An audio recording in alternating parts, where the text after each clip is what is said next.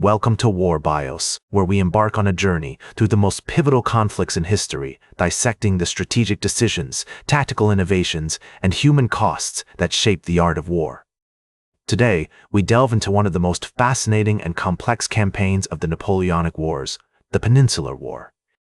This grueling and multifaceted conflict, spanning from 1807 to 1814, would test the mettle of some of history's greatest military minds, including Napoleon Bonaparte himself, the Duke of Wellington, and a plethora of Spanish guerrilla leaders.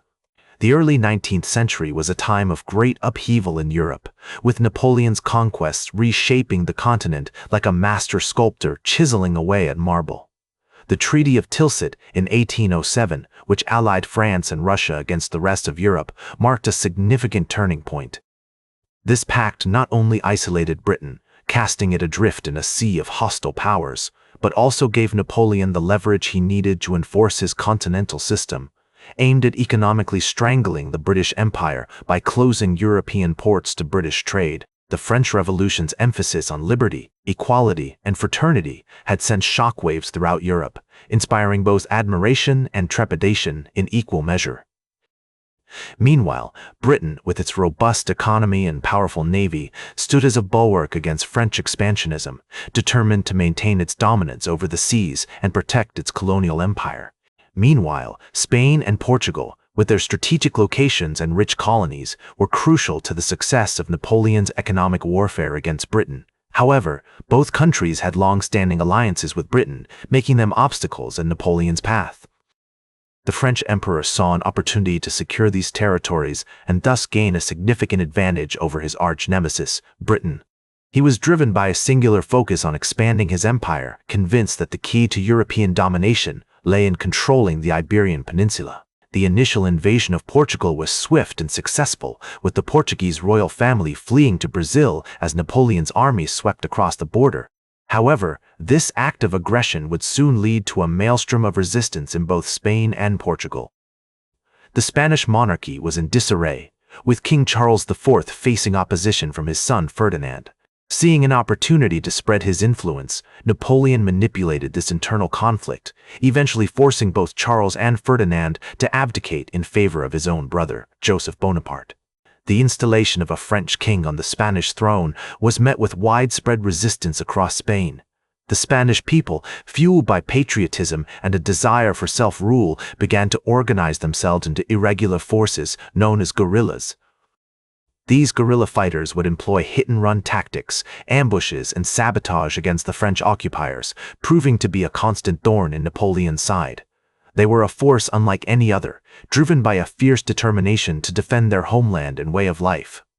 The British, seeing an opportunity to weaken Napoleon by supporting the Spanish resistance, began to dispatch troops to the Iberian Peninsula. Led by Sir Arthur Wellesley, later known as the Duke of Wellington, these forces would play a crucial role in the forthcoming war. Wellington, a brilliant and experienced commander, would prove to be a worthy adversary for the French generals, employing innovative tactics and strategies that would ultimately contribute to the Allied victory. The first major actions of the Peninsular War were about to unfold, marked by battles that would test the resolve and tactical prowess of all involved. The war would be characterized by its brutality, innovative tactics, and the emergence of leaders who would leave their mark on military history.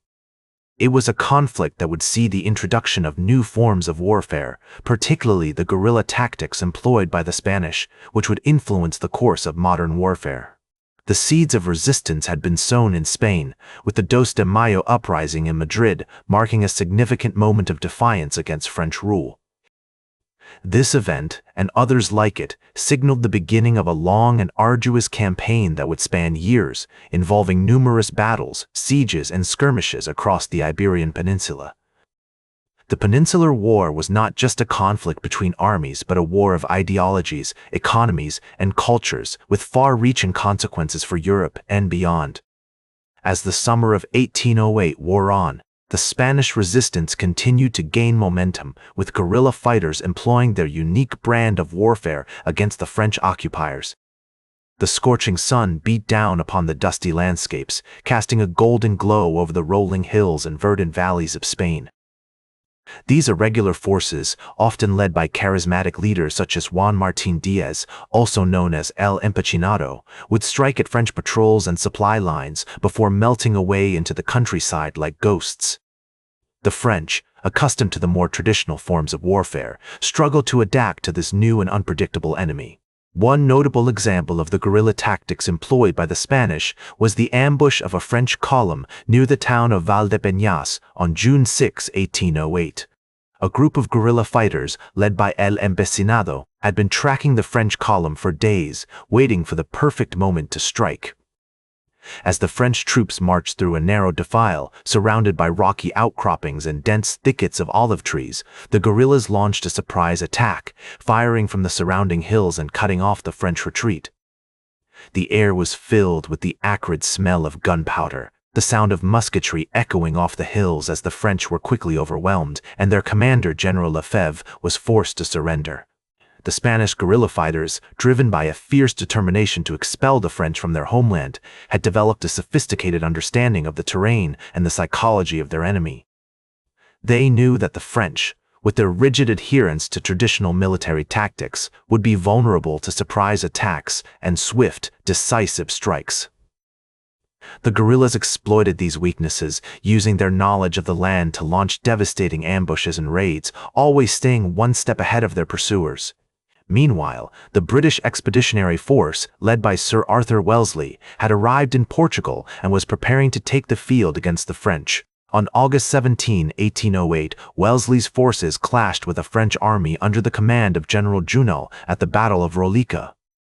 The battle was a decisive victory for the British, with the French suffering heavy casualties and being forced to retreat.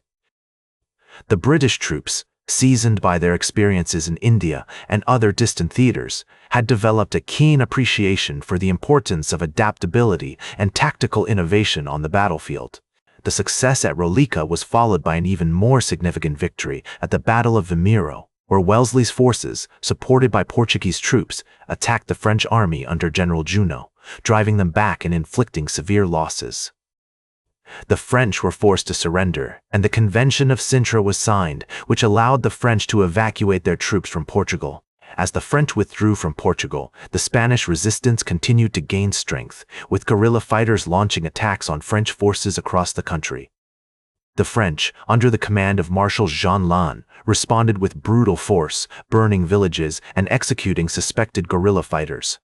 This only served to further inflame the Spanish population, who saw the French as occupiers and oppressors. The war was becoming increasingly brutal, with both sides committing atrocities against civilians and prisoners.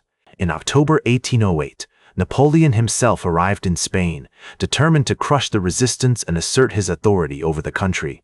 He brought with him a large army, including some of his most experienced and trusted generals, such as Marshal Louis-Nicolas Davout and Marshal André Massena. The French emperor was confident that he could quickly defeat the Spanish armies and restore order to the country. However, he underestimated the determination and resilience of the Spanish people, who were willing to fight to the death to defend their homeland. The Spanish resistance had other plans. As Napoleon's army advanced, they were met with fierce opposition from guerrilla fighters and regular Spanish troops. The Spanish armies, led by generals such as Francisco Javier Castaños and José de Palafox y Melci, employed innovative tactics, including the use of scorched earth policies and hit-and-run attacks. They knew that they could not defeat the French in a conventional battle, so they focused on wearing them down through a campaign of relentless harassment and attrition.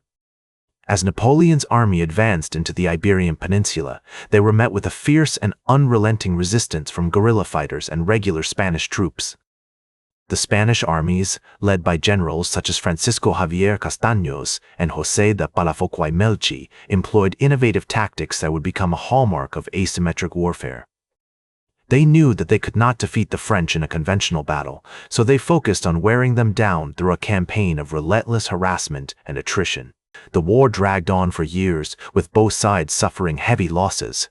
The French army was forced to contend with the harsh Spanish terrain, where the scorching sun, rugged mountains, and treacherous valleys made every step a battle. The Spanish people, fueled by their desire for independence and self-determination, waged a war of national liberation that would become a model for future insurgencies. As the Duke of Wellington, who would later become a key figure in the defeat of Napoleon, observed, "The Spaniards are a noble and generous people, but they have been so debased by the influence of the French that it is difficult to know what to make of them." Despite the challenges they faced, the Spanish people continued to resist the French occupation with unwavering determination. The guerrilla war waged by the Spanish partisans was marked by brutal ambushes, sabotage, and raids on French supply lines. The French army, struggling to maintain control over the vast and unforgiving terrain, was slowly bled dry by the constant harassment. As the French historian Albert Mathias wrote, "The Spanish War was a war of national liberation, a war of independence, a war of revenge." It was a war that would change the course of history. In 1812, the tide of the war began to turn in favor of the Allies. The French army, under the command of Marshal Jean-Baptiste Suchet, was defeated at the Battle of Salamanca, a pivotal engagement that marked a significant shift in the balance of power. The Spanish armies, led by the Duke of Wellington, began to push the French out of Spain, exploiting the weaknesses in the French lines and capitalizing on their own tactical innovations.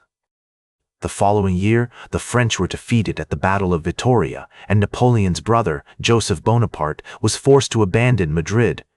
The Peninsular War finally came to an end in 1814, when the French army, under the command of Marshal Louis-Gabriel Suchet, surrendered to the Allies.